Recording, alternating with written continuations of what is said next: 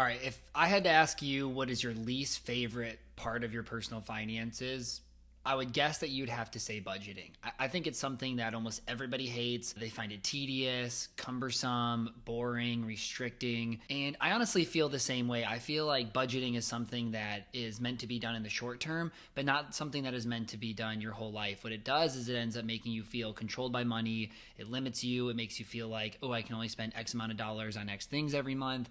And that can be really hard. So today I'm going to teach you a better method that I use, a bunch of my clients use to better handle their cash flow and make sure that they're still prioritizing their goals. So what I will say though is if right now you're watching this video and you have no idea how much you spend on a monthly basis, you're going to have to budget for a short period of time. It doesn't have to be, hey, I spend $200 on food and $300 on going out and $400 on utilities or whatever it is. What you really have to do is just understand, what do I spend on a monthly basis?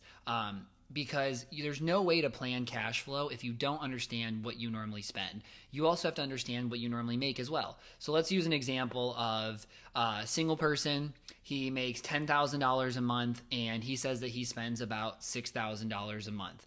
It really doesn't matter where that 6,000 goes. 6,000, part of that could be going out, part of it could be clothes. One month it could be way higher on one than the other. The next month you can flip it.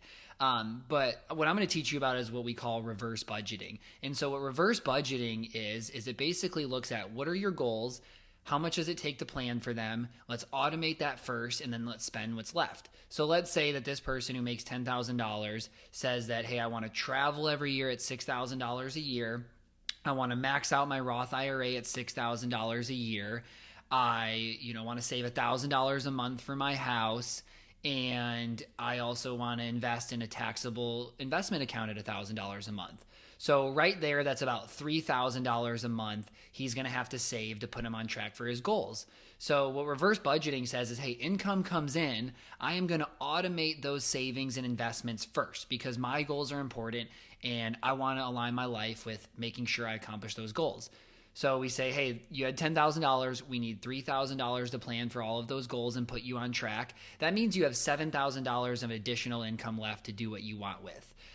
You can either spend all of that, or you could say, hey, actually, that $7,000 is more than I actually want to spend on a monthly basis, so I'd rather save more. That's totally your choice based on your goals and what you want to accomplish. But in this approach, you save first, you invest first, maybe you pay off debt first, and then with the remaining money, you spend. So in this example, he has $7,000 a month to go spend on whatever he wants. He doesn't have to track it. He doesn't have to think about like, oh, my budget only says $400 on food and I'm already at $600. It really doesn't matter. Your job is to go and spend that $6,000 to $7,000 a month, whatever number that you ended up picking, and it can look different on every single month. What this does is it's freeing. It's just, hey, here's how much money I have. I'm going to spend it.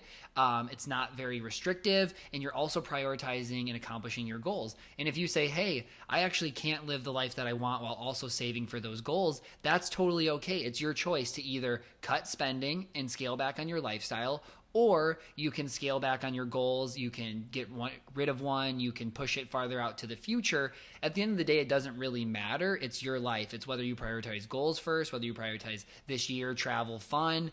That's your life and your decision. But reverse budgeting is something that I've seen work for many people. It's so much easier to do.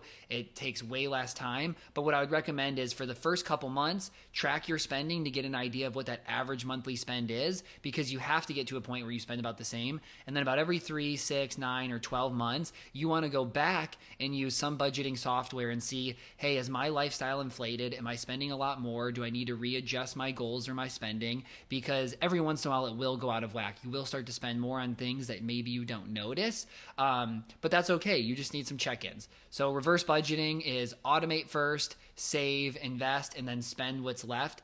I feel like you should give this a try and let me know how it goes.